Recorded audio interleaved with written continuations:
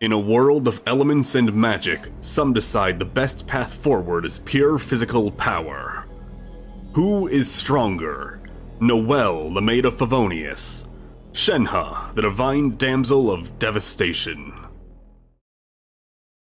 Releasing back in version 1.0, Teyvat's greatest maid graces every Mondstatter with impeccable service at any time, any place.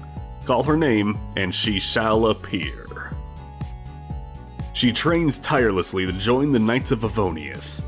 Each morning, she gets up early to do 100 push-ups, 100 sit-ups, 100 squats, and run 2 laps around Mondstadt. She never specified if she meant the country or the city, so I'll assume the latter.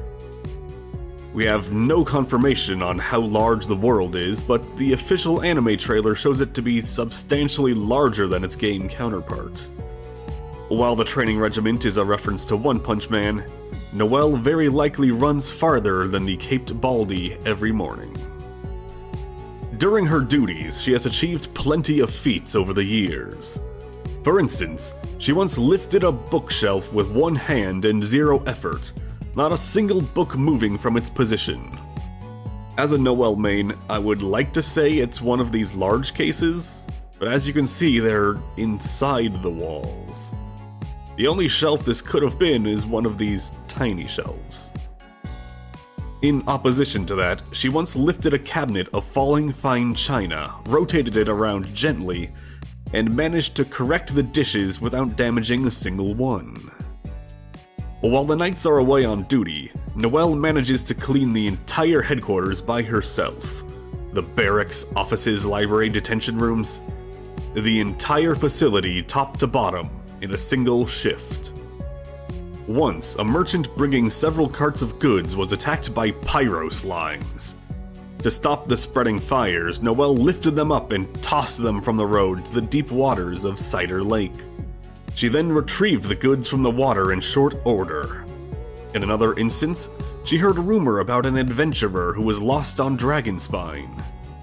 With no hesitation, she booked it there, scoured the mountain while freezing, starving, and dehydrated, and found that man. She scooped him up and ran all the way back to Mondstadt. This did leave her sick for 3 days, however. A similar incident happened during the events of the prologue chapter. Just behind the scenes where the traveler couldn't see, Noelle was ready to go 1v1 the abyss-corrupted Animo Dragon Dvalin. She would have dealt with him before us, were it not for Jean and later Kaya giving her, quote-unquote, more important jobs every couple minutes. As for her fighting skills, she wields a claymore, and not just any claymore, but a specially made one, as normal swords break in her hands. In one instance, she tried out one of Jean's moves and wound up shooting the blade through the Grandmaster's window and lodging itself into the ceiling. It has been stuck there ever since, as it cannot be easily removed. That isn't even the worst of it. While training outside of town, she swung her sword with so much force that the blade separated from the hilt and guard. This happens to her on the regular, but the important part happened right after. It flew off at an upward angle, flying from outside the city all the way to the top of the Favonius Church and hitting the bell with enough force to sound like thunder.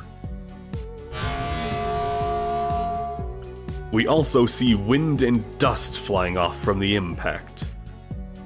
For this feat, the assumption is that she was standing across the bridge where she trains at the start of her first hangout event.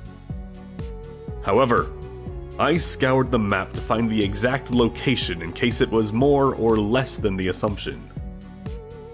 It was less. I found it right down here behind Ellen's dummies. Snapping a blade off like this is a pretty difficult thing to do if you can believe it. To solve this problem, Wagner the blacksmith created a specially reinforced claymore for her to swing around, built to be further reinforced with her own geopower to prevent any more flying blades. Nowadays, she trains her strength not by swinging against the air or water, but against metal and crystal ore. During one such trip with the Traveler, she swung against Orr and an unlucky Minotaur with so much force, she potentially caused a massive rock slide. I say potentially, as we learn that rock slides have been happening frequently, and a Stonehide lava turtle could have been to blame. However, I'm inclined to believe Noelle was at least partly responsible, as the rock slide we witnessed was supposedly much larger than when the lava turtle was on his own. To clear the path to more ore to train on, Noelle casually obliterated the entire pile. She swung with enough force to destroy not just the boulder she hit directly, but shattering every boulder it was connected with as well. The rock she hit had so much energy left over after its burst to transfer around to everything next to it like a hellish Newton's cradle. After that, she casually bested the lava turtle and got back to training as if nothing had happened. Shenhe was born to an exorcist father and a dead mother. Her dad was mad and bad and loosed a demon on her. She fought against this fragment of a defeated god for several days straight before stabbing it to second death. Given human biology, this lasted 3 days at the absolute maximum, as she would have died of thirst mid-battle otherwise. She was watched and adopted by the Adeptus Cloud Retainer, training herself on their standards instead of humanity's. She would eat nothing but ginseng and other wild herbs, and carried stones up the mountain from dusk till dawn. To clarify, we do not know how large the stones were or which mountain she carried them up. It could have been the sheer cliffs of Mount Aokong, or the gentle slopes of Mount Qingyun. From the moments we have actually seen from her, she also defeated a Stonehide lava turtle. As it was done in a montage, we don't truly get to see how easily she killed it. We can assume it wasn't much of a problem, since it was given so little focus. Next up is her managing to leap from the Jade Chamber to this little island with the ballistas to catch the Traveler. To be clear, she didn't jump from here. The chamber was about as far away as that Shrine of Depth, only in the air. While the angle makes this jump a lot less impressive than expected, she doubles down by jumping a tad bit further to chase after Beisht. However, her final show of strength is the one that sparked this whole debate. Shenhe lifted this massive chunk of plastrite and carried it back to the Jade Chamber reconstruction site. This task didn't much faze her. There's just one problem making this part tricky. According to Shenhe, inert plastrite weighs roughly the same as ordinary stone. However, Paimon claims that this rock is not activated due to it not floating. As you can very well see, it is floating. Hell, it's even higher up than Paimon herself, the slacker. So how do we reconcile this? Were the art team and writers not sharing notes? Was this a mistranslation? If they only had a floating model prepared, why do they add so many other floating rocks around it? As I am 100% not fluent in Mandarin and don't know anyone who is, I must break this into 2 rounds of judging.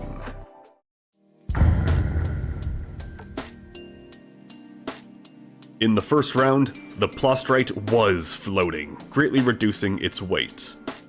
Our winner is Noelle. Shenhe undoubtedly has the higher stamina, but Noelle's speed and strength outclassed her.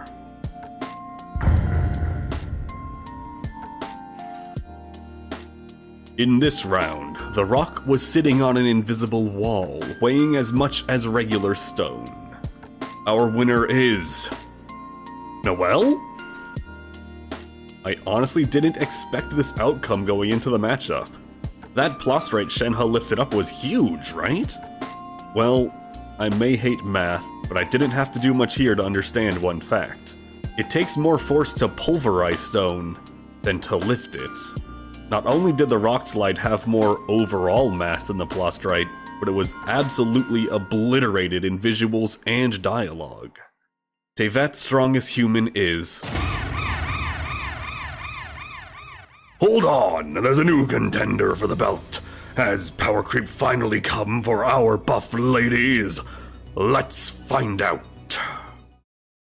Veressa hails from the collective of Plenty in Natlan, a tribe that looked at a constantly erupting volcano and said, "Ah, no place like home." They're known for being universally beefy, and this bovine is no exception.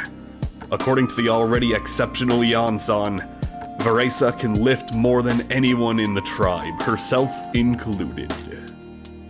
She's a ridiculously fast runner, capable of sprinting straight through boulders and geodes like they were empty air.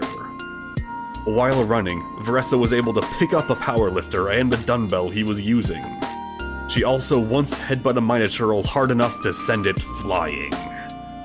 In case that wasn't strong enough, she can clap hard enough to create a shockwave and crash into the ground to create a very brief torrent of wind. When she's adopting her luchador persona, she proved capable of sending a Minotaur and 2 Lawachurls far off the ground. However, there are 2 concerns with her. First, when she slams into the ground, she appears to get hurt from it. Second, the rocks she can break are not ordinary rocks. They are pulverite, a special rock made of recently erupted lava-like phlogiston. She must stop her charge and gather up her energy to break ores. While Veressa is strong, even comically so, she still doesn't beat Noelle or dialogue-based Shenhe. Now, who's next?